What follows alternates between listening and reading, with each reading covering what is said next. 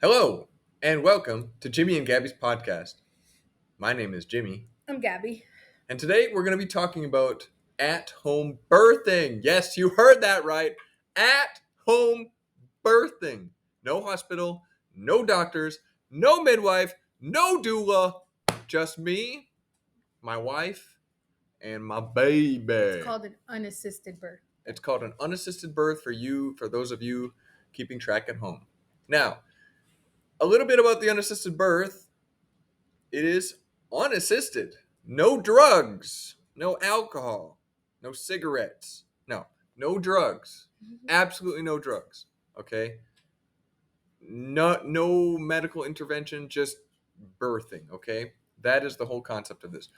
This is such a misconstrued thing in society. This is such a misunderstood thing in society. This is a place where society in the Matrix has placed so much fear into mothers, thinking they have to have a birth a certain way, and that's at the hospital following orders of a doctor and getting administered drugs that you don't need, and a lot of preparation things that are superfluous, like sonograms, diabetes tests, autism, and other miscellaneous tests, measures that they're going to do to incite fear and um, uh, potentially persuade you to get an abortion, because the Matrix doesn't want more babies. So they're going to do everything they can to dissuade mothers from having babies, okay?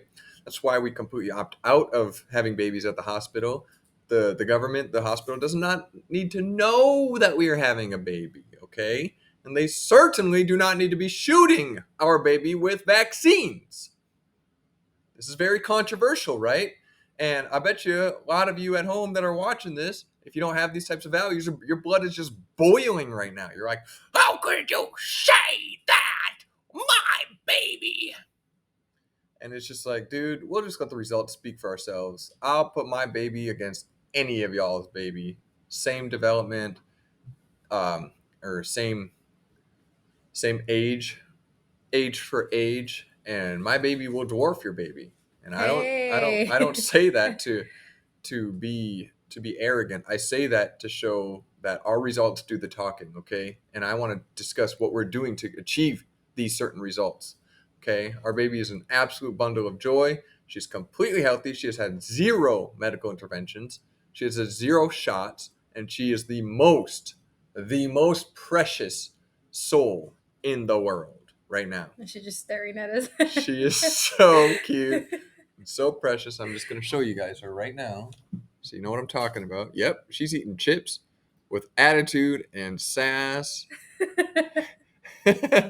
And she's got her little yellow hat on, little backwards. See, she's offering to share it with us. She understands when we talk. She is being potty trained right now. She has not had an accident in over a week. She's developed. Oh my goodness! Sorry about that, everybody. Still got to develop a better system. Maybe Gabby can order a new attachment for our I'm gonna do it tripod. right now. Thank you. While I talk. So, so that's a little background about why we're doing what we're doing. With Ahsoka, we had a midwife come to the house. So we did a home birth. It was not an assisted, obviously, because we had a midwife come to the house, and she had a little team of expert, beautiful women with beautiful souls that came and assisted in our birth. And the birth went fantastic. And we're going to talk a lot about that birth. We're going to talk about how we plan to do our future birth and how we got the confidence to say, you know what, we don't even need a midwife. We're just going to do this, you and me. We're going to educate ourselves and get ourselves ready as much as possible and just do what God created us to do. You know, God created God created us to reproduce. Humans have survived all this time because women have been giving birth. And up until the last couple of centuries, we didn't have hospitals in which people had births. People had births at home or in the woods or wherever, and it was completely natural and it was completely normal. And People are still having birds in the woods. yeah, and it's completely normal to have birth without all kinds of sophisticated doctors who have no relational equity with you, and all these things. So that's what we're going to be talking about today. Why don't we start with the start? Okay, Abigail had two children when she was a teenager, over 10 years ago, okay? Both in the hospital. And I'm just going to open up the floor to you, Abigail. Why don't you talk to us a little bit about both experiences with your oldest and with your second oldest? How did that go? And things we need to know. Well, it was back in 1960. I'm just joking. um, okay. Well, I had Mila back in '09. I was full term, I believe. Yes, I was full term. I was going to all doctor's appointments. Every single doctor appointment, I was there. Every sonogram, every testing. And then I gave birth. One second. Sorry. Okay. Um, I gave birth to her at the hospital. It was around 5, 6 a.m. in the morning when my water broke. And I knew nothing about birth. Nothing. Not a thing about birth. Just knew that it was going to be painful and long and scary. And I was very young too. 15. So my dad takes me to the hospital and they tell me I'm 3 centimeters dilated. And we got to wait till I'm 10 centimeters dilated. And they do all the connections and everything. And it gets to a point where where it's very, very painful. Like at this point, they offer the epidural a lot of times, but my mom, just based off her experience, I didn't want to take it. She said after her epidural, she had back problems, and every time she doesn't like being in the winter. She doesn't like being here in the winter because she says that's when she can feel her pain. And her, I'm the youngest, She and got it with you? I don't know. I hope not. I think she got it with Maynard and Joanna, and then she refused it afterwards. And Joanna is like 35, so 35, 36. So like 35, 36 years ago, she still gets those pains in her back. So, Yikes. and then I heard other girls also say that like when they got the epidural, they felt all the pain after birth, so they would much have rather felt the pain during the birth. Another girl says she was just throwing up green for days, like green liquid from her mouth. She was just throwing up. And so all that stuff scared me. So I kept denying it every time they kept coming. And one of the nurses would tell me, well, because I would like, um, all done. Okay, come on. I would make like really loud noises because of the pain. And she was like, well, sweetie, if you would have gotten the epidural, you would have been fine. And I just ignored it. I was like in too much pain to even argue with the lady. Um, and yeah, I pushed When they told you to? when they told me to. Yeah, I remember the doctor saying, okay, here it comes on the next contraction. You got to push hard. And I was pushing really hard, I remember. And my first, it's pretty funny now that I think about it back, thinking on it. I remember watching movies and like shows where like mothers were giving birth and they're like yelling their life off, like, ah! And I was like, this is how birth is. So, like, as soon as I start to, or they tell me to push, like, I don't find the need to yell, but I'm like, this is what you do. So I start yelling, ah! And then the lady's like, no, no, that's just in the movies. That same freaking nurse, that is, she was like, no, that's just in the movies. You don't need to do all that. But I'm glad she did tell me that because that was energy I was um, wasting on yelling instead of pushing. Even though we'll talk about that now. But yeah, I pushed maybe like 4 to 6 times. And they tell you, like, take a deep breath and then hold it and then push for 10 seconds. So you're like like it. You have to push, and you're holding it, and you're like tensing, and you're like just pushing, just. How do they get away with this? How do these? and and that happened. So That then, hurts me just listening to it. I'm sorry. oh, we haven't even talked about this, huh? Really, the birth. No. So, anyways, I end up pushing her out, and then she comes out crying, and the doctors wrap her up and start taking stuff out of her mouth and putting stuff on her eyes and doing just, and then they give her to me, and then that happens. And then I go upstairs. They take me upstairs to the postpartum care unit, and then I'm there for 3 days and then released later. So that was my first birth. She's saying, "Help me." I will go help her. That is so precious. I'll do it. I'm closer. You gotta go all the You're way. talking. Keep going. Don't worry, we'll get a wireless mic set up soon someday. It's all in the progress, guys. You gotta start somewhere. Help me. And then for my second Isaiah, I had him about 2.5 years later, and his pregnancy was just an overall stressful pregnancy. Um, yeah, it was just overall stressful. My sister, actually, which is very weird, it was not coordinated, had her baby 3 days prior to me giving birth to Isaiah. And I ended up taking care of her daughter, which was probably about the first time she was away from her mom. So she was just crying the entire time. And then I had my daughter too. So I was taking care of both of them. So stress sent me right into labor. And I went in thinking that it's just something was wrong and they were going to give me some medication and then I was going to be able to go home. But when I got there, they told me I was about 2 centimeters dilated and that I was ready for birth, which is not true. Like looking back at it now, I was 2 centimeters dilated. I asked the nurse, okay, I'm feeling better. Can I go home now? And she goes, oh no, you're going to give birth today. And I was like, what the heck? I'm going to give birth today and my due date's like 3 weeks away. Like, I just wanted to come in here and for you to take this pain. But I was in early labor. I was having the Braxton Hicks. That's what was going on. So I'm there. I'm so confused. I'm calling my mom. I'm calling my dad. I'm like, what? They're saying this. They're saying that. Like, well, if it's the doctors, if the doctors say, like, they have reason. So then a couple hours go by.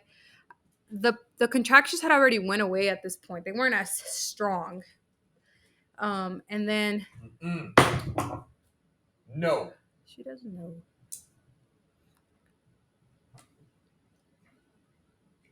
Be careful, little girl. Be gentle, Soko. There you go. Yeah. And the doctor comes in with this big stick. I remember it because I'm like, what the heck is he doing? He walks in with this big stick. They rip it open, and he's like, "We gotta break your water." And all done. And I'm just like, Mom and Dad said they're the doctors. I gotta do it. And it was so painful. I just remember it going in wasn't painful because it's a very thin needle. But when they're trying to go in there and find your water bag, I don't know what they're trying to do. And then he popped it. I just remember like they're putting the thing in there and then the water just popped. Yeah. Yep. And then I was it was painful and then a relief after. But after that they induced my labor pretty much. Like I wasn't ready. I could have went home. Yeah. You were not in labor. Active No. labor. Yeah. So they pop my water and then that starts to happen. And I am in the worst pain ever. I can't move. I'm on the bed. I'm moving side to side. They adjust my bed like so I can sit up, sit back down. But they wouldn't let me like move around. Oh, I remember being so hungry too. Hector ended up coming with me and I was like, I'm hungry. And they're like, you can't eat anything but just chew on these little ice. You know, like the ice from Sonic, those little That's the only thing you could do. They couldn't even put water in the cup. I was so thirsty, James. I was thirsty. And they're saying I could just suck on ice. That's all I could do. So they would bring me those. So Hector comes in, my pragmatic brother, and I'm like, dude, I'm freaking hungry. And he's like, there's a vending machine out there. And I said, dude, what do they have? He's like, I don't know, honey buns. I was like, grab 2 honey buns and just bring them in here. So he goes out there to the vending machine, brings me. I was starving. I remember my head was hurting. I was starving. And I started eating them when the nurses walked out because I thought I was doing something illegal too. And they take me to jail. Um, that happened. I ended up having Isaiah. He didn't come out coned head. That's good. And then his recovery was just very hard. Isaiah's heart hadn't fully developed either, so he was born with a heart murmur, which ended up closing pretty quick after like a couple months old. But his recovery was a lot more painful, and I would think it would be easier because I was younger, but no, I remember being in so much pain. The lady would come and give me medication. I wouldn't even ask what medication it was. Like, just do it. They're nurses. I took them, and then I remember having to go to the restroom. I remember having to go to the restroom and getting up, and I am gonna grab the table so I can have some support. And I think the table's like right here, but in reality, the table's like over there or even closer. But I miss it and all. I end up falling to the floor, and the whole room is spinning. And I end up finding she had given me 3 hydrocodone, three, not 1, not 2, but 3. And maybe she thought she was doing me a favor or something, but that was just pretty bad. I didn't feel the pain, but if I knew that's what she was giving me, I wouldn't have taken it. And then on top of that, I was breastfeeding Isaiah too. So whatever I was taking, he was taking as well. So I was passing stuff down to him. And yeah, that was my experience. That was my experience with him. And when I got pregnant with Ahsoka, I just thought about that and I was like, I don't think just the way I felt about it then, and I didn't even know all this like stuff that I know now and that I knew then too. I was like, I don't think that I would be able to survive in a hospital where they're trying to. Yeah, I couldn't do it. So let's back up real quick. After you had those 2 births, what was your attitude towards having more children? Never again. I'm never going through this thing again. I'm not going to get pregnant. There's no way. I'm not having no kids. No, after this, I'm not. I'm done. I am done. It was hard, especially recovering at home too. Like I remember going home with Mila and it wasn't as bad. With Isaiah, it was really bad. So then you got pregnant with Ahsoka. So then what? I get pregnant with Ahsoka. I do go to my doctor's No, appointment. what was your mentality when you first got Oh, pregnant about it? At first, well, I was like 12 weeks pregnant by the time I had already found out I was pregnant with her. No, like maybe 8. Mm-hmm. 8 to 12 weeks pregnant. When I got pregnant with her. When I found out I was pregnant. But then after we talked, my mindset was like, I can't have her in a hospital. Or I can't do this. I don't, it scared me just to know that I was going to go back to that place and to be isolated for 3 days. I just didn't want to go through that. It was just a scary thought going through with it. And I was like, maybe because it's military, it would be different. You know, it's a military hospital. They'll be different. They'll treat They have a you. reputation for always being worse. I know. But I didn't know, you know? I'm just like trying to think the best out of it. Mm-hmm. Yeah, you are older. This is 11 years after that, so you're more mature. You're finally a grown woman. Mm-hmm.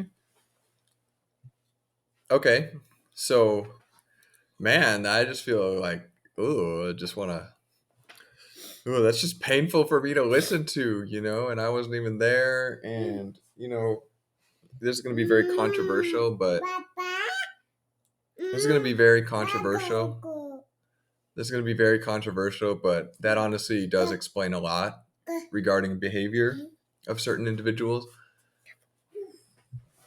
Oh, she went right under. Good Yeah. job. You did it. See? Wow, Look, and that's she's so being good. very careful Yeah. going around the corner. Thank you, little You just gotta girl. tell her. No. Hey, she needs to know wrong is wrong and right is right. Okay, we gave her recognition for correct and for incorrect. So, yeah, that's just so bad, and to think that how a baby comes into this world has no impact on how their neural brain is going to develop, how their heart is going to develop, their organs, their bodies are going to develop and grow, and you know setting them up for um, higher probability of getting certain illnesses, disease, weakened immune systems, learning impediments, speech impediments. The list goes on. All these things that are so prevalent in today's society. I wonder why. Because 90+% of women give birth in the hospital and have similar experiences to this. Hopefully not as bad, but Oh, there's worse. yeah, there is I'm worse. telling you. There is worse.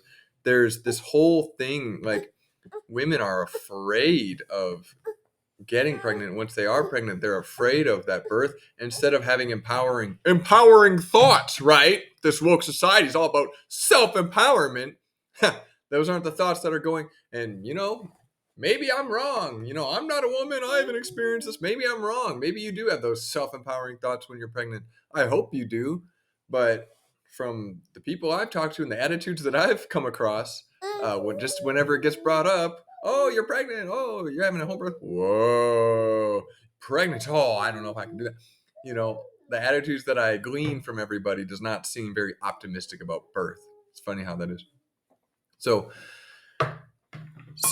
that shaped your attitude, Gabby, up until about birth, having kids, etc., until you got pregnant with Ahsoka. So then, why don't you talk me through how your pregnancy progressed, what we did, and how your attitude may or may not have shifted throughout that pregnancy leading up to her birth?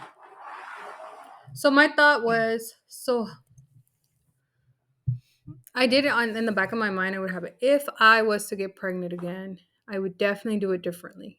My first two pregnancies were very bad, traumatic, and I would do differently. I didn't know what I was gonna do, but I was gonna do something differently. So I'm at work, and one of the soldiers that had been gone for a while came back, and I had asked him, "Hey, where you been?" He's like, "Oh, my wife had a baby," and I was like, "Oh, how was the birth?"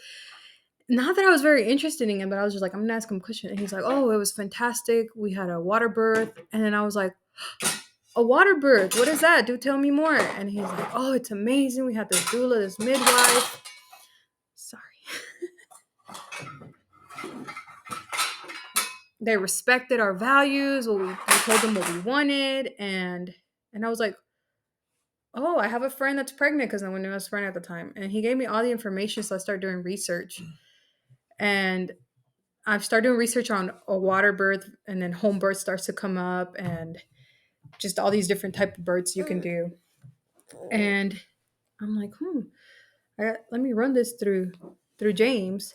And I also thought about you too, and I was like, oh man, his mindset, my mindset at a hospital, he's getting kicked out. I'm not giving birth by myself. Well, you didn't know I was against doctors and stuff at that time, But did I you? knew some of your values, and I knew you weren't. I just knew you weren't with their program. I mean, I wasn't. Then, ¿qué quieres?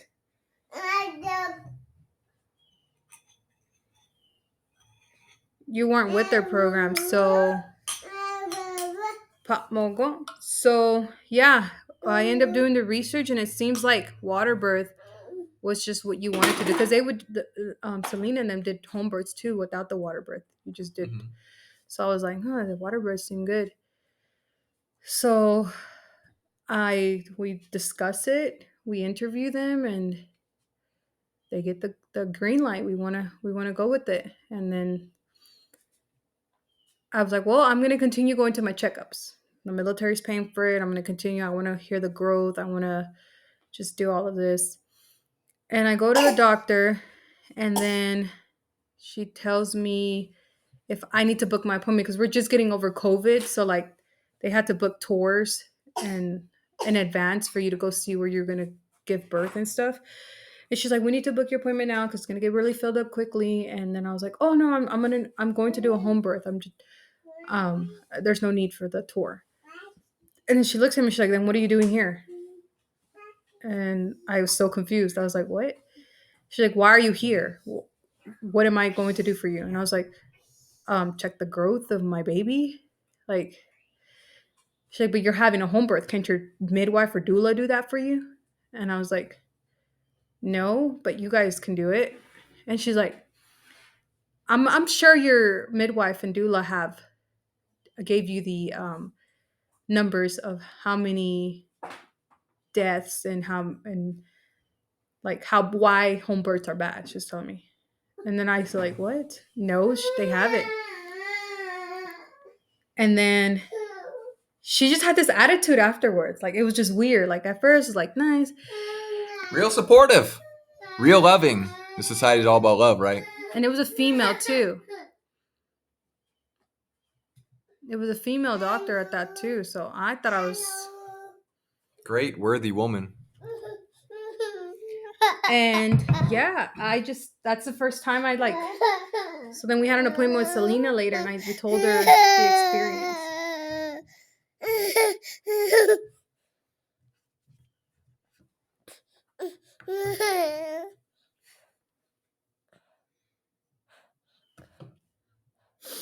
And she told me she should have mentioned it before, but we don't mention that to doctors or even people around us that that's what we're gonna do because they're very against home births.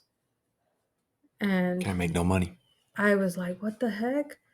I thought people would be happier, like like, hey, props to you, you're doing that something, But no, Silly girl. it was the opposite. And then they sent me over to Tripler, and I had a male doctor. And remember, we were late in finding out that I was pregnant, and I just wanted to hear her heartbeat. I was like, let me just listen to her heartbeat. He's like, no, we have to do a sonogram. And I was like, no, I don't want to do a sonogram because we had already discussed why we weren't going to do a sonogram.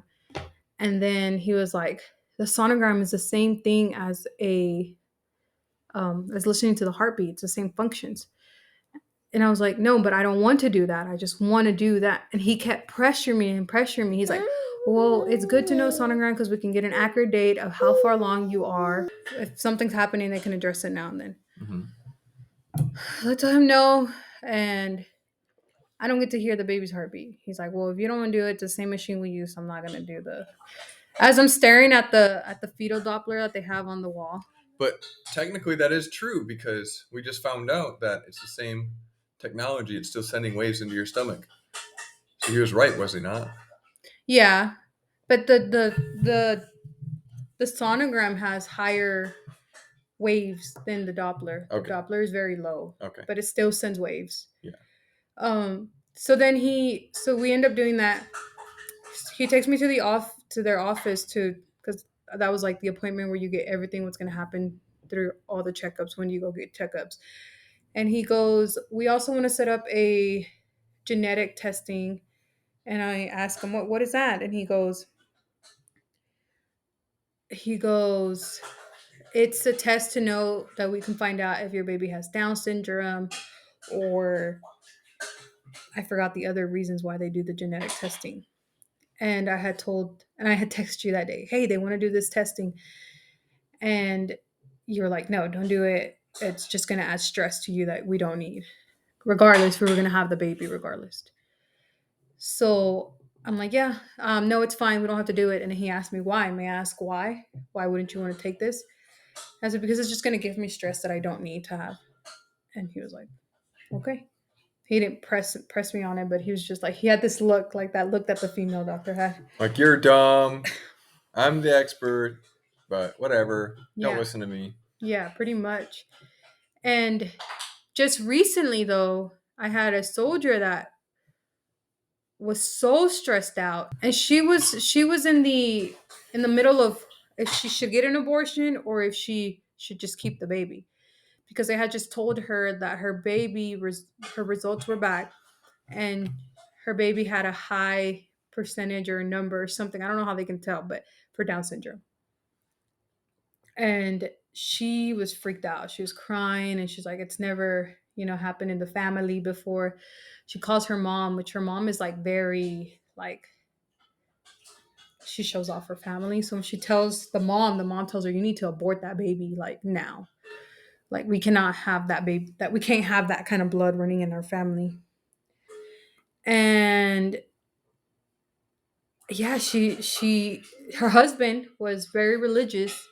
So he was like, no, like we're not gonna abort the baby. If you abort, I'm divorcing you. And he was in like Afghanistan. I don't know. He was overseas. He was in the United States. And so she was in between like my mom. She's like her mom was gonna take her off the wheel and stuff too. If she was to have a baby with Down syndrome, her mom's gonna take her off the wheel, cancel her. Like she wasn't gonna have anything to do with the grandchild. And she was like, "What should I do? What should I do?" And it was just bad. Like she was super stressed.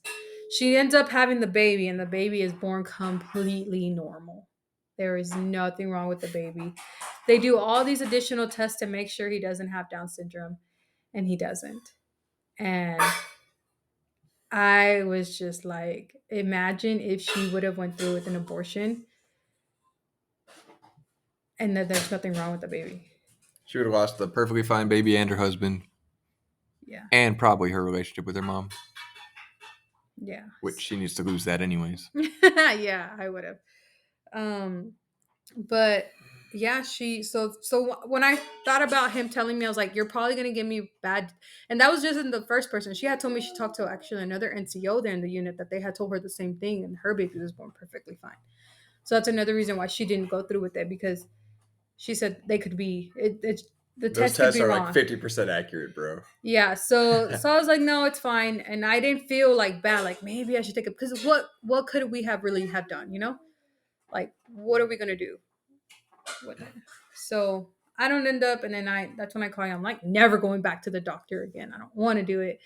They just gave me this feeling like I'm the patient, right? You respect what the patient wants, and you weren't doing that. They weren't doing that.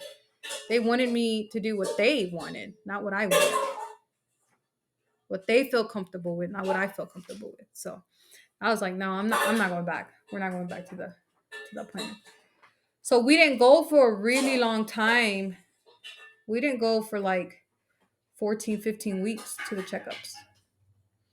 Because we were going to Selena, but that was like once every couple months, no?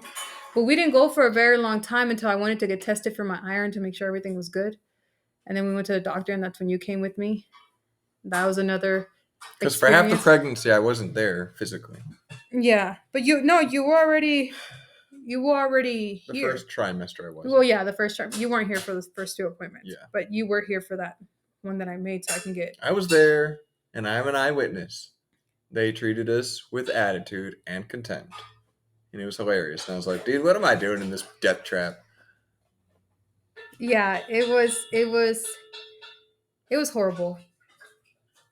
I went because I wanted to get tested for iron and like certain tests that they just draw blood for. They're not giving you anything. And when I went, the doctor told me that I was what is it called? Overdue. I was overdue for glucose test that they needed to test my. Oh, yeah. And then me being me, thinking everybody's okay with what I want. I'm the pregnant mom, I was like, oh, I don't want to take that. Why not? Like her attitude just. Yep.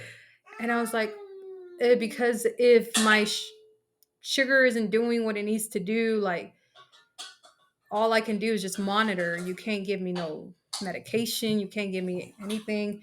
And then they give you this liquid that you have to take. It's like 70 grams of something. Sugar. Yeah, it's a liquid. Not organic and cane I did sugar. it with Isaiah and Mila, so I remember. It is sweet and disgusting. It tastes like a Sprite with like they just dumped ton of sugar in it. It's like 70 grams of sugar. yeah, I remember making my jaw hurt because like it Ooh, was just so much sugar. So that shit will give you the diabetes. fact that I could say no, that I didn't want it, I was like, yeah, I don't want to have that experience again, you know? But then Selena had told us, like, if we do end up doing it for some reason, we want to do it, just eat pancakes eat waffles with honey or syrup. Loaded with syrup. Yeah, At least because make it enjoyable. it's the same thing. But I had told her, no, I don't want it. It's fine. She was like, you have to. It's mandatory. Oh, Selena? No, the doctor. She told Well, me you that. made it sound like Selena Oh, no, no, said no, that. no. Sorry. The doctor told me that it was mandatory that I needed to do it. And then I was like, you forgot, Abigail. You freaking forgot. And I was like, okay, I'll do it. Because it's a whole different building you have to go to. So then she puts in the test request to take the glucose in the blood. But I just went for the blood. And the lady's like, I remember going and she's like, have you fasted today? And I was like, no, I ate this morning, which I hadn't. But she was like, okay, well, we have to reschedule this because you can't have any food. This has to be the only thing that you consume. And I was like, okay, I'll come back and reschedule. She's like, okay. Because I don't care. They're lab people. They're just doing labs. So I just never took it. I never went back to take it. And that was that. And I was like, yeah, James, for sure we're not freaking coming back. But it's just the tests were already being paid by the insurance. Yeah, and stuff, we were so. just trying to take advantage of. Yeah. Let's get our iron tested, see if we need to add more iron to our diet. That was the whole concept of us going back to that last appointment. Yeah. So after that, we for sure didn't even go back. We didn't even. Yeah. So then we had our normal appointments with Selena, like once a month. Which was just checking like the measurements that the baby was just growing. And then we would listen to the heartbeat as well. So that's pretty much all we did. Yeah, and just talked and build rapport, build relational equity with them, met the midwives, etc., etc., etc. And they treated their customer good. They respected what you wanted. And they would ask you. We told them we wanted them to be hands off.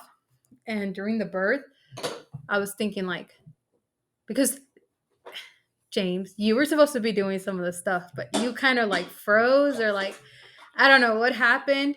But we told them we wanted them to be hands off. So they saw me like in pain and stuff, and they were hands off and they like were monitoring. But then Amber seen, oh, I need to step in. So she stepped in and then she started like massaging and affirmation and stuff like that. But they respected that. Like we were like, we want to do it. We just kind of want the guidance from you guys. And then they gave us that. They gave us that guidance. So that was very appreciated. So yeah, we went through with it. Ahsoka was born Memorial Day, June 20th. That's not Memorial Day. What was it? It was something. It was June 20th. It was the day after Juneteenth, our favorite holiday. Oh, that's what it was. It was a holiday. And the day after. We went into labor Sunday night. We went into not active labor. It was, what is it called? Is it active labor? When the contractions are like very low. No. That's phase 1. Something like that. Yeah. The contractions were like 10 minutes apart, 20 minutes apart. I went to sleep, and then my contractions around 4 a.m. were like 3 minutes apart. And you're confusing me. I'm going to tell the story now. So she was having Braxton Hicks contractions off and on. All that Sunday, that entire Sunday. That Sunday, and you were having them before for like a couple weeks, huh? Yeah, but they weren't close apart. It was like one every like 4 hours. Okay. So it was like a short one. It was like 20 seconds. I would get it and I was like, okay, right. So she was getting those every once in a while, but I remember as it got closer, you were having them quite a bit. Yeah. And then that last day is when you started getting them closer, right? Yeah, they were like 10 minutes apart. Yeah. But they weren't strong or like. Yeah, like. But it could be didn't require all your energy. Yeah. But it could be. And focus. Yeah, it could be because also every time I did get a contraction, I was like, okay, this is where you got to practice. This is because I finally got the contraction. You meditate, you practice. Let's back up. What is she talking about meditating and practicing? So as soon as we found out she was pregnant with Ahsoka, I got to reading. So I had this ex-girlfriend He got to actually, reading. and she had told me that she had bad experiences with. She had two kids. Her first kid was an awesome experience, whom she had using this thing called the Bradley method, which was basically a natural birth system. And then she had another baby with another baby daddy. I don't know why I was trying to line up to be baby daddy number 3, but that's besides the point. That was a long time ago. Give me a break. And so she had the second baby where the husband or the dad or whatever the frick he was not supportive at all, didn't do the exercises, didn't do the methods, and just sent her to the hospital, did the thing, wasn't supportive. And then she basically had that horrible listen to the doctor experience that so many women have. And then she told me about that. Because And you're I just, vulnerable. You're very vulnerable. So you think the experts know what they're saying, and right, you're gonna be better off with their advice. right. And so I just logged that in the back of my mind. So I texted her as soon as I found out she was pregnant. I was like, "Hey, what was that book you said?" And she said the Bradley method. Okay, but good, bye, thank you, bye. And then That was all. yeah, don't worry. And then so I got to reading that book, and in that book it opened my eyes. I was very ignorant about birth in general. I didn't know anything about anything. I just knew like something was shady about doctors because at this time I was learning about nutrition, and I was just observing how fat people always talk about what the doctor said, but they're so freaking fat. Yet nutritional people talk about nutrition and they're actually fit. Funny how that works. So I was already very skeptical about the doctors, but this book really awakened me because the author just exposes all these things, basically that these experiences that women have and how toxic and horrible they are for both mother and child. She's drinking that water out of a ladle. Yeah, we're laughing at you, little girl. Oh my goodness. Abigail gave her a mixing bowl and water to play with so that she wouldn't distract us. And she has a toy ladle and she is drinking that water with the She's ladle. tasting the food she's cooking. It's so precious. Can't even be mad at that little girl. Dumbass baby. So I got to reading, and in that book it exposed me. I was like, oh my goodness. So that is what made me like right at the start. Okay, I don't know about this whole home birth situation. As I was reading and coming to that conclusion in my mind, that is when Abigail told me, "Hey, what do you think about a home birth?" I was like, "Yes." She's like, really? Oh, yeah. But it costs. No, I don't care. Do it. Yeah, really. It costed what, 4,000? 4,500. Yeah. Yeah, which actually doesn't seem that bad anymore. Compared to here, no. Yeah, compared to here, Shoots. which is crazy because she had a monopoly in that island. But I don't Yeah. know. Yeah, it's all relative, I guess, the price. But so it costed 4,500. I don't care. That's what we're doing. It's free at the doctor because we're in the army. Don't care. We're not going. That was it. And so that book teaches you how to have it's the Bradley method, natural childbirth the Bradley way. It's natural. First chapter, no drugs. If she has a headache, morning sickness, no ibuprofen, no Tylenol, none of that. Zero drugs. Drugs go immediately from your freaking brain and damages your brain, and then it goes straight to through your placenta. And Yeah, you know what because placenta it's been was into your proven baby. that if you take if you take Tylenol or ibuprofen, babies are born with not Down syndrome. It's the other thing, but they're born with side effects because of the pill. So if you're gonna take a pill that goes right through the placenta to your baby, it's not good. And then if you take less of the pill, like a low dosage, it doesn't do anything to you. So why even just take it? Yeah, exactly. Why even And there's a expose yourself reason, to like it? your body. That's the main thing that I learned from the book was like, listen to your body. Your body is telling you something. Like, fix it. Don't just Right. not a temporary fix. On that note, cravings. Okay, let's talk about cravings. Because all you women love to go victim over this cravings. And there's this whole societal trope where, oh, it's the middle of the night and the woman is desperately craving some pickled sausage burrito from McDonald's. So Pickled sausage burrito. It's a pickle. So the husband dutifully gets out of bed, goes to McDonald's, goes to the drive-thru, gets the meal, and brings it home. Goes super grateful. Oh, I love you, husband. I wish my husband did those things. And what he did was just completely like prove a point. enable her and give her something that's going to be not beneficial in any way to her or her baby or pregnancy. So what I learned in that book I was didn't have much cravings. During Merida's pregnancy, I learned to eat vegetables because I crave vegetables. Why was I craving vegetables? Because my body needed it. I learned to eat isn't that intuitive, broccoli. guys? Isn't that intuitive? And I was like, what the heck? Everybody craves like McDonald's. Why am I craving freaking vegetables? Like I wanted broccoli. I wanted green bell peppers. Like I wanted green. I wanted stuff that was green. And I would just grab it and eat it. And I was like, why is this good to me? This is weird. But that was my body telling me, hey, you need to put this in. We're lacking Exactly. We're nutrition. lacking nutrition. Get that nutrition. They say if you are craving chocolate during pregnancy, no, you don't go and get the nearest Baby Ruth or Snickers bar. You actually need magnesium You get into the your bloodstream. Eco World chocolate. That is delicious. No, just Eco World. is It's Eco something. isn't it Eco World? I don't I don't know. know. Alter Eco. Alter Eco. Alter Eco is our love that stuff. The ingredients, we checked it, we vetted the ingredients, they're good. Not every flavor though. Some flavors do have. Watch your flavor, but Yeah. just check the ingredients. Alter Ego, the best chocolate on the planet right now. Mm-hmm. So food cravings, right? I learned about food cravings. So, if I was ignorant, yeah, if she was craving, she came home with those wafer cookies that are disgusting to me. I love sugar. Disgusting. They gave us those in Sunday school and in children's church. Oh my goodness, disgusting. Anywho, she came home with those one day. I look at the ingredients and just like, why did you bring this home? I was craving it. I threw that shit in the garbage. No, you didn't. And I made a video. You can check my video. You It's can actually, check the video. No, you didn't. You're making it seem all these people are gonna come after you. I Let threw it me in the clear garbage. his. Yes. So no. Okay, yes. I threw it in the garbage. Okay.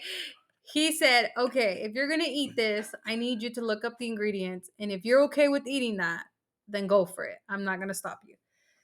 So I do my due diligence and start going through the ingredients, and I'm like, oh my word, I was just about to feed my baby this, so I throw it away. Oh, I forgot about that. Yeah. Either way, it doesn't matter. You see why the man is important in the relationship, right? Yeah. You see how society and all, and you see how I speak in hyperbole and I speak and I make myself look worse than I actually am. And you guys in the media, you people who are so brainwashed and so matricized are like coming after me. Oh, you're so disrespectful. You're such an evil man. It's just like, dude, can't you take a joke? Like, are you so dumb?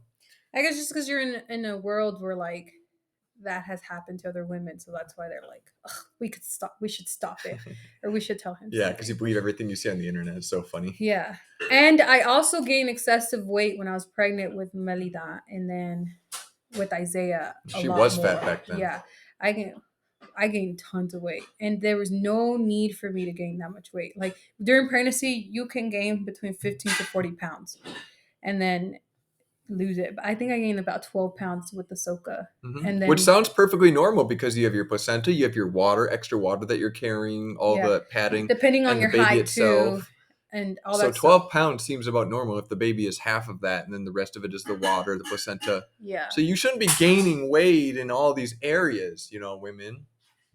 Yeah, and I would get that a lot too. Like, here, eat these two because you're eating for two. Yeah, dude. And I'm like, I'm Stop. freaking full with just the meal that I have been eating since a while. Like, let's not. If anything, you eat for two when you're breastfeeding. Yes, that baby is you eat more. I ate a lot more while I was breastfeeding. Because the baby is sucking all that nutrition out of you. Okay. It's like working out. But no, your body. So we learned all these things, right? By reading, educating ourselves. Oh my She word. is drinking all of it. I knew you should have put pure water in there. Here, That's her first. I'm gonna change it, but I'll keep talking. You keep talking. So yeah, we got educated on that. I read, and then I read and I shared the information with her because at that time, we weren't even dating. We had just broken up, and I had read and I gave her the information, and then to my shock, she actually was following it. She would send me ingredient labels of things that she thought were healthy, and she's like, "Can I eat this? This healthy?" This is when I was still here in Wisconsin or San Diego, and I was like, "No, that's just no." That granola covered in all that sugar and all those other ingredients, no, it is not healthy. And preservatives. And so I also read a book called Eat Right for Real Food for Pregnancy by Lily Nichols. And that is an excellent book. If you're pregnant. That's what I was reading. Yeah. You were reading the Bradley method. No, I read Eat Right for Pregnancy. Yeah, but I'm saying for Pregnancy. And then I gave it to her, and then she actually read that book to my relief. So we started eating liver, beef liver, a lot of vegetables. So we learned that we can eat seafood during pregnancy. Yes, and deli meat. Oh my word, because I was craving that. I wanted like a fat sandwich with tomato and lettuce and onions. I did crave that. That was one of the cravings that I got. And it's in the title, Real Food for Pregnancy. So we ate real food. We didn't really restrict a diet of anything. We just ate and ate and ate. We just made sure it was fresh and we knew where it was coming from. It was organic. It was pasture raised. That's yeah. And I didn't. And we avoided processed food. Yeah, I didn't get. Well, I did get sick that one time, but I got the ham from the defect, which I shouldn't have done. Is that what made you sick? Because you never exposed that information. I did to you, and I said that was the last time I ate at the defect. She got sick from the frickin' army defect. What does that tell you about the army? Anywho, so our point is education is everything. Knowledge is the antidote to fear. I say again, knowledge is the antidote to fear. So us getting knowledgeable, I was like, dude, this is going to be a great birth. We have great, experienced, knowledgeable assisters helping us give birth. We're going to have it at home in a peaceful, quiet, zen environment. We're stacking all these conditions in our favor to the point where we were extremely confident. By the time it came, our midwife was amazing. Selena Green, shout out Selena, you're awesome! Amber, Jasmine, we love you. Shout out. And it was absolutely wonderful. They were supportive. They were against drugs and all those interventions as well. And so by the time it came to that day, by the way, so we go to our last appointment, which was, I think, either Saturday. That's Sunday the morning. day before, or that earlier Sunday, that Monday. day. Yeah. I mean, it was Sunday morning. Yeah. Sunday morning. We had the birth Sunday night. In the middle we had one more appointment to go to. Yeah. And she said, she was looking at you, bitch, you're going to have your baby. She didn't say that. I'll be expecting a call from you like today or tomorrow. She said we're not gonna see you at the next appointment. Yeah. So she knew, right, that she was gonna have birth. She just had the signs without technology, just your hand and your mind and your experience. And the way I was feeling, where my stomach was located. And it was amazing. That gave me confidence. I was like, okay, we're in great hands. These people know this is just gonna be too easy. And not only that, but we know we've been doing exercises, prenatal exercises, strengthening all that area down there. Squats, and I was active. I was at the gym. Flexors. She was working out. She was eating right. One thing is we had a couple stressful situations, family situations. We had to get rid of the in-laws basically. And a couple of situations, but they weren't too bad. It was just for a small period of time. And they ended. They had end periods. Yeah. It wasn't a lingering thing throughout the entire pregnancy. Right. But it wasn't 100% ideal, but it was just so much better. After. She had a very supportive LT who let her come home early from work, especially getting closer to the time of birth. My command team was just very... They were very supportive. She was very pragmatic. I would tell her, hey, can I go? Bye. Like, she was like, if you don't need to be here, go home. Yeah, like, okay, and I'm very grateful for that because that got Abigail home away from that environment and into a peaceful environment for so much more time. And so, like I said, you're stacking all these conditions in your favor. How can you fail? How can you not have success when you do this?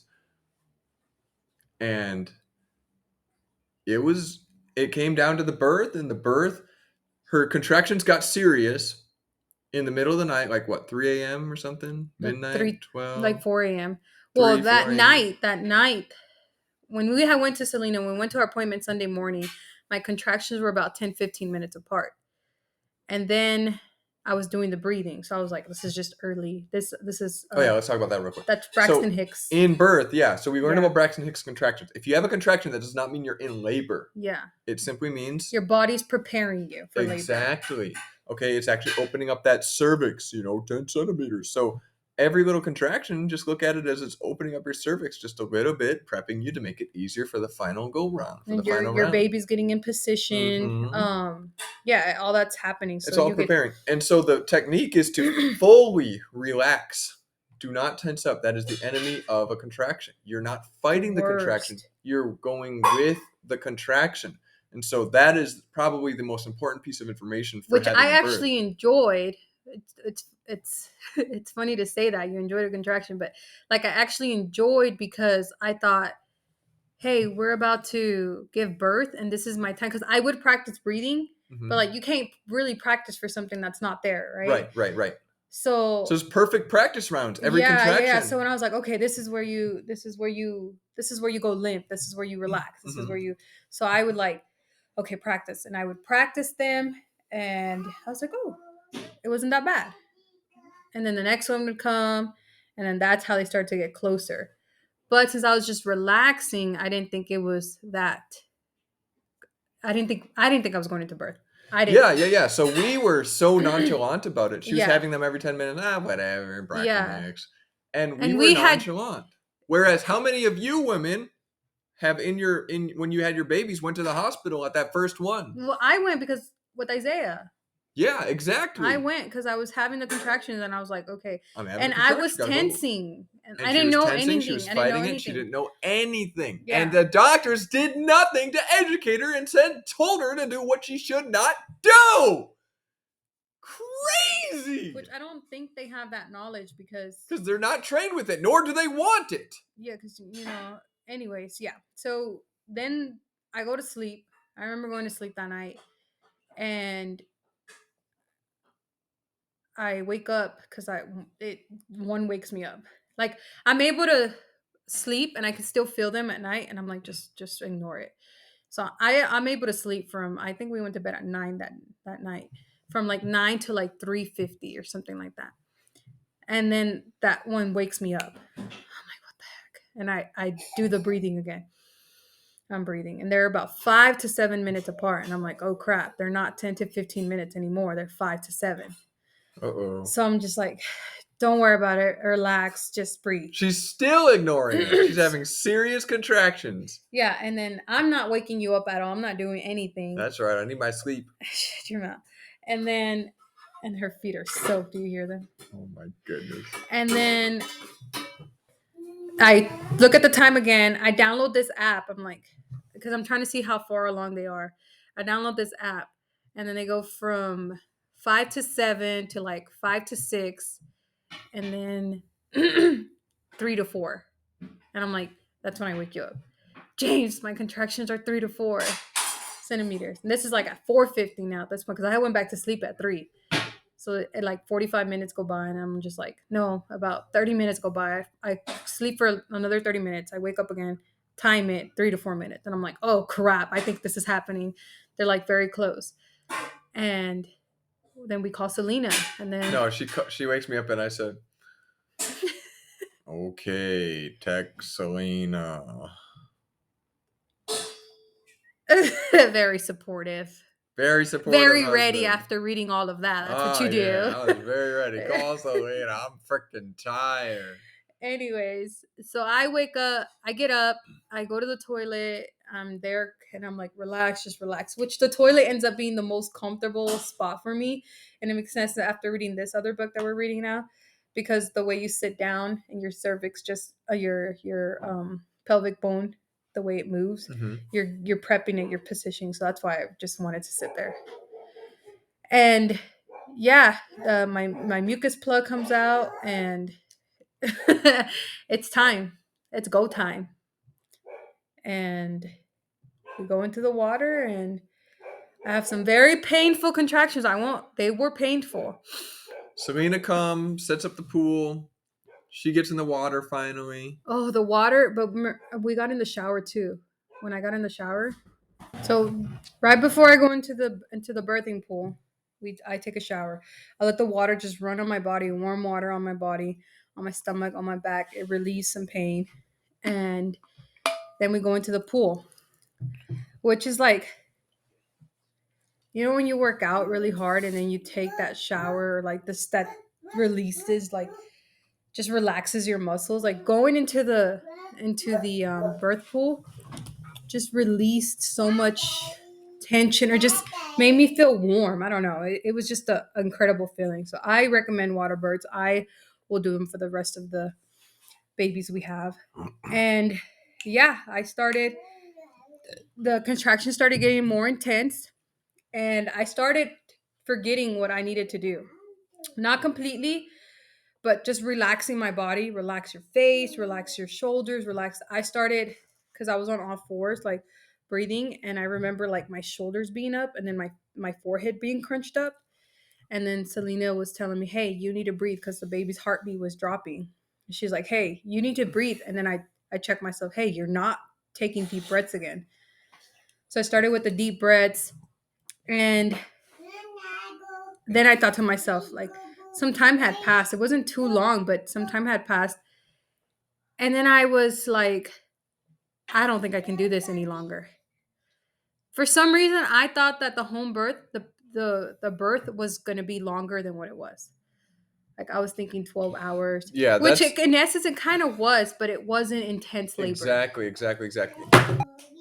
The time of labor, I've always heard stories about people's labor, and it's always like a minimum of 12 hours. And it's just constant agony for. Brutal. I mean, how long was it for like that for Isaiah Melida? Um, for Isaiah, I was in there for like 12 hours. But like I said, I wasn't. In painful labor? Yeah, I wasn't. They were like, you just got to stay here. Like, and I was like, okay. But when they popped my water, When then did they pop your water? um, I truly don't remember. Okay. But I know I was in the labor room longer than I was with Melita. Okay, so yeah, And then it anyways, got really intense, like really I bad. actually saw the birth of my brother Gabe, and we left around, I don't know, 10, 11 p.m. It was when I was falling into deep sleep, and then I wanted to go. So I went, and then it wasn't until the next morning. I had fallen asleep in the hospital room. Be It careful. wasn't until the next morning that Gabe was born. And so it's a long time, right? Labor takes forever, right? But from the time she had that serious contraction that woke her up around 3:30 a.m. to the time Ahsoka was born, it was 6:20, She was born 6:50. 6:50. So it was three good hours of strong contractions, real labor. 3 hours. I would say 2, because that first hour I was still chill. Okay, two. There you go. So really 2 hours of. But think about it. When But it you. was like the last 30 to 45 minutes where I started like to just forget. Yeah, I feel like it's like when you're getting a tattoo. You know, some tattoos take like 6 hours, and it's like, oh, like you just get through, and it's a lot of pain. How can you say that? You've never given me. So, no, but seriously. I didn't even cuss. I was like, yeah. I'm like, okay. So active real work labor was only 2 to 3 hours with Ahsoka. But think about it logically. When you tense up, when you're uneducated about birth, you're tensing up.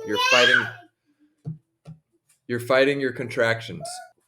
When you're tensing up and you're fighting your labor, so you're slowing it down. You You're not letting have your muscles to relax. relax. You have to let your body do its job. Your body is doing a function. You cannot go against it. It will cause you more pain, more discomfort, and more time in the long run of labor. So I believe that was completely normal. I don't think that was just a super speedy birth with Abigail. No woman can tolerate that amount of stress and pain that she was going through those last 30 minutes for 12, 14, 16 hours. That's not But real yeah, if they labor. do, they lose a lot of energy. Yeah, you'll kill yourself. Yeah. One of the ladies said like her blood vessels popped in her eyes. Another one said like she couldn't even hold her baby to her chest because she was They're just so tired. completely exhausted. But Abigail, you had good energy afterwards, right? After Ahsoka was born. Mm-hmm. Oh yeah, so like right when Selena tells me that like when I feel the urge to push, I do, and then I think she comes out, but it was my water bag. It hadn't popped yet, and I had totally forgot about it. That's how much pain I was in. I had forgot that my water hadn't popped yet. So it was like the water bag and then Ahsoka's head right on top of that. So then when my water popped, So that's probably what gave you more pressure, huh? yeah, it was like it's like the water was just But there. it's fine because, and you don't have to have your water popped, She could when be you born start in the labor. water bag. Yeah, she She could can be. be born in the water bag, and that gives her more cushion. Yeah. So the second you break that water bag, her head goes up against the walls of her vagina or something like that. And so it's not a bad No, because it's thing, already there. It doesn't hit. But but it it's gets pressed up against. yeah. It just says It's padding. it's a more angelic thing too when they're born with their water bag. It's Yeah, like and that's more. completely Yeah. normal. But you probably don't know that if you have never, you can't wing birth, guys. You can't wing it. You got to know these things. And we But we I knew was about it. surprised that I wasn't freaked out. Like, hey guys, my water hasn't broken. Like, Yeah, I didn't and even no one think asked, about no one it. cared, no one even was thinking about it. No one was interested in the water bag. Mhm. Not the midwives. They're like, whatever. It's all Yeah, good. they were all Because chill. no, you don't need to pop the no. You don't stick sticks up your frickin' vagina to frickin' pop water bags. You don't do that ever. It's not natural. It's not natural. It's not And they how just wanted to get me out. That's really the reason. exactly. In and out. So My so water breaks and I'm looking for Ahsoka in the water. Like I'm like, yeah. where is she? She thought she had a soak when her water broke. Because it felt like a relief. Like I just felt like this, like, and I was like, whoa, dude, I just shot her out or something. I'm like, okay, my midwife's like, no, sweetie, that's not the baby. That's just your water broke. And I was like, what? And she's like, but again, if you feel like pushing shortly right after that, I So does that make pushed. it easier to push her out?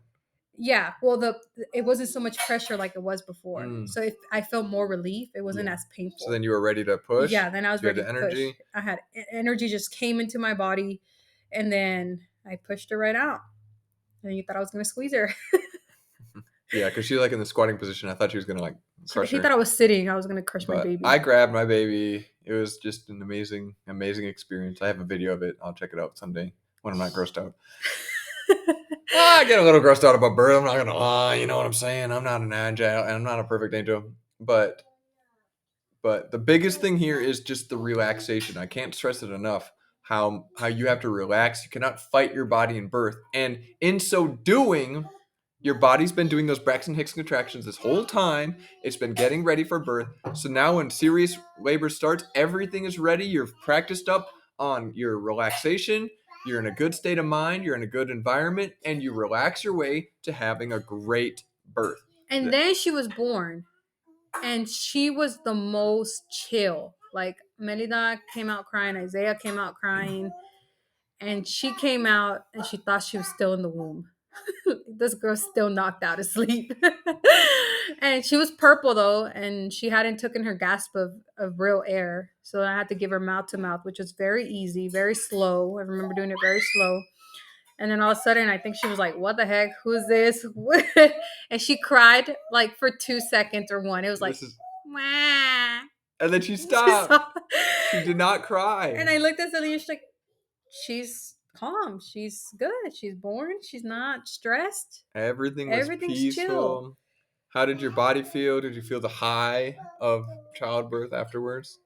Um, I don't know, but I'm gonna check it out this time when I give birth. I don't remember feeling like a high, but I remember like just feeling relieved and like accomplished and proud That sounds high to me. because like not too long ago I was like, I don't know if I can do this any longer, but I was just I chilled in the water for a little bit with her in my hands.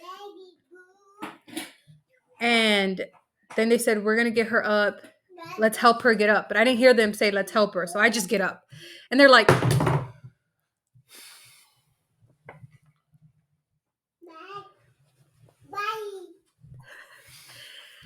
let's help her get up. And I end up getting up. And they're like trying to grab me. And they're like, how do you feel? How do you feel? Because when you give birth and then you get up right after, like your blood is still flowing and everything, you can get dizzy and stuff. So you gotta get up gently. But I just felt like I'm good. I just gave birth. Let's go. And I didn't feel that tiredness I felt with the first two. I felt tired. I felt like I couldn't do anything. Like I felt limp.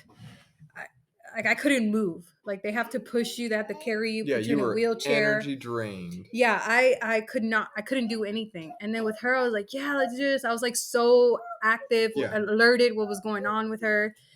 And then I get out of the pool and then right onto the bed.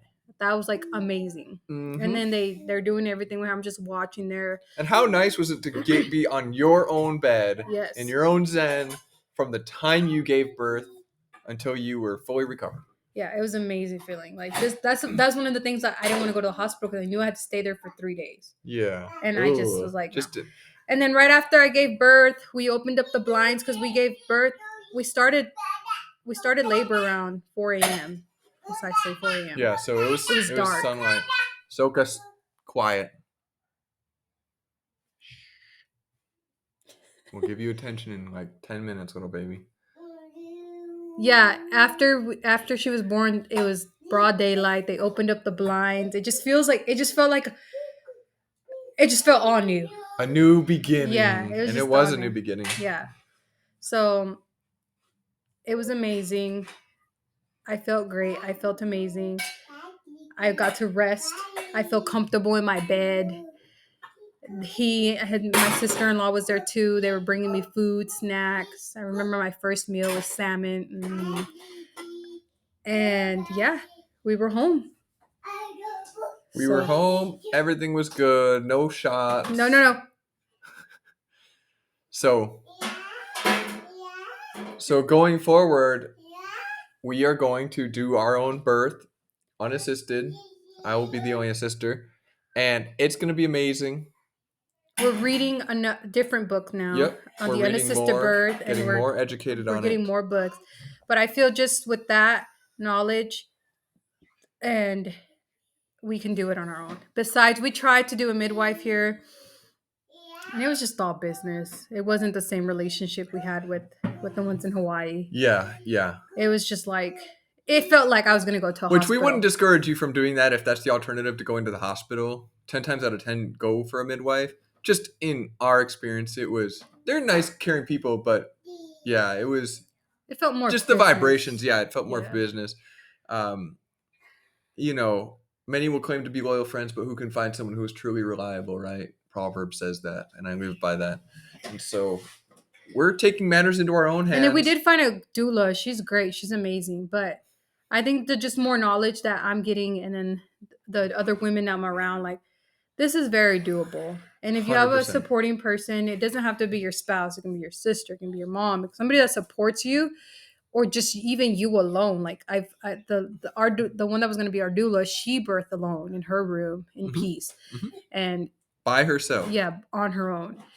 And her husband was watching the kids.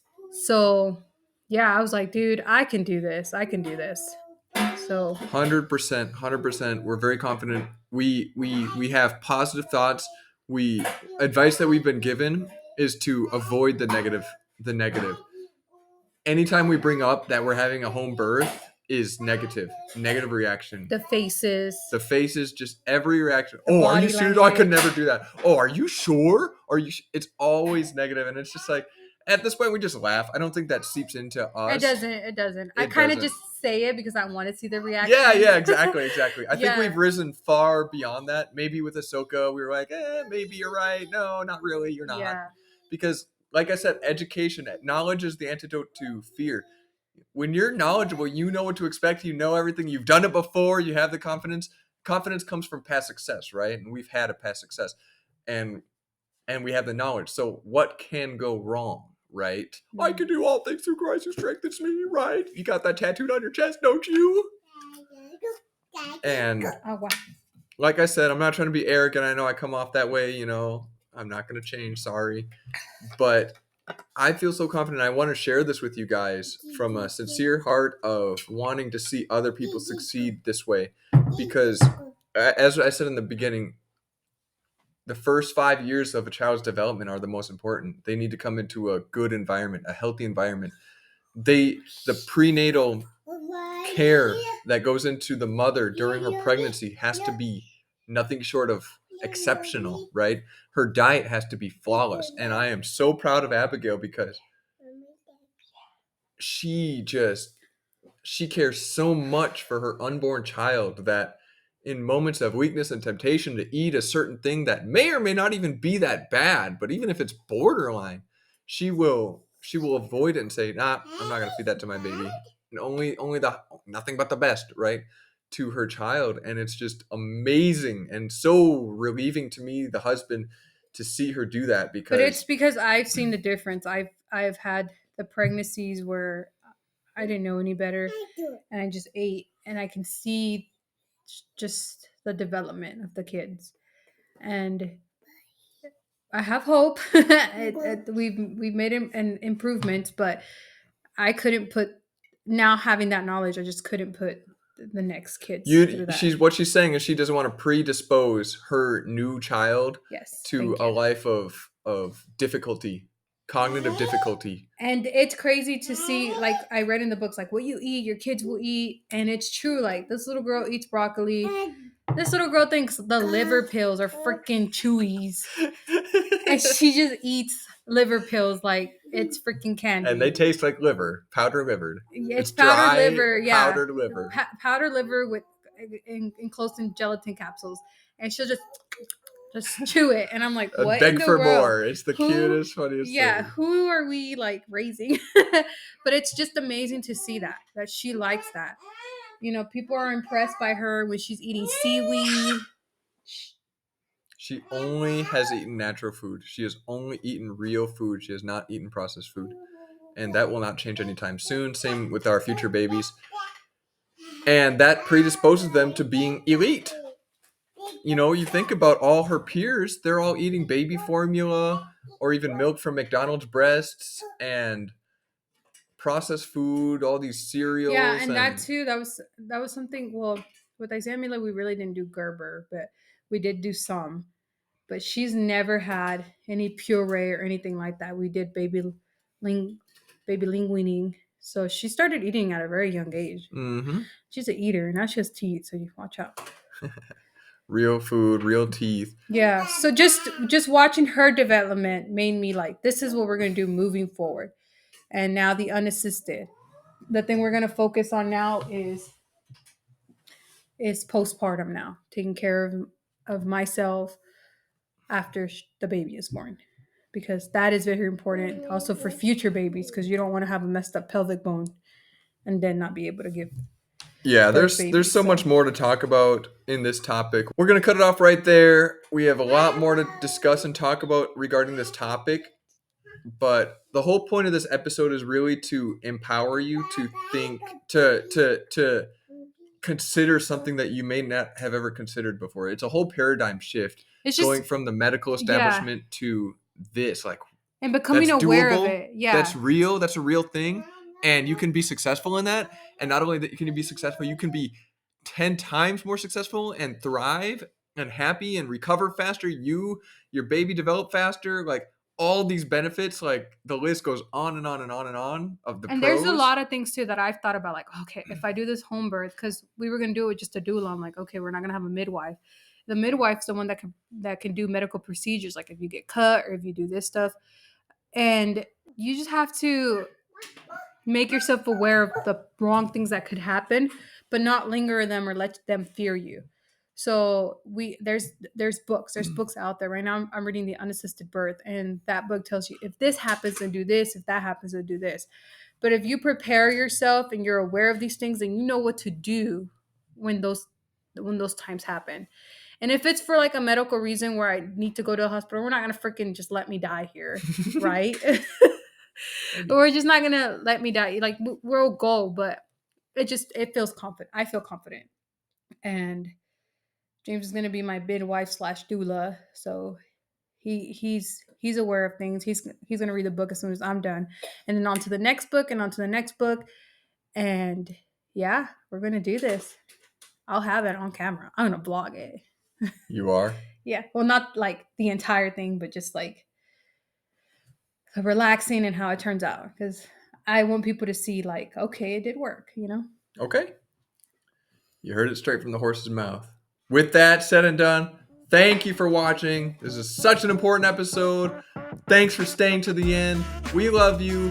We hope to hear in the comments that you have had a paradigm shift potentially, or that you're going to have a home birth, or you'll even consider it and read about it and learn more about it. Even the experience, if you've had horrible experiences. Some of y'all may have had a great experience in the hospital, but as for me and others I know, didn't.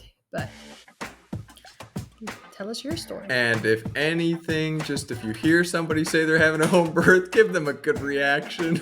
Yes, please. Like, encourage them, pat them on the back, thank them for their courage and their example that they're setting.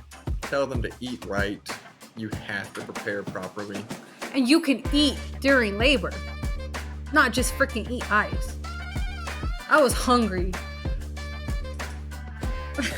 Let's not end on that note. Home birth is amazing. I plan to eat. We have a beautiful child to show for it. We're going to have another one and another one and another one and another one, as many as the Lord our God will bless us with. And we are going to change the world with these home births, with these children that come as a result of it. I am beyond excited. I am beyond grateful. But my mind shifted. Let's say that too. After having her and after the home birth, I'm just like, dude, I'll have kids. It's cool. Let's have them. Let's have them. And that's coming from a former feminist. Hey! All right, my friends.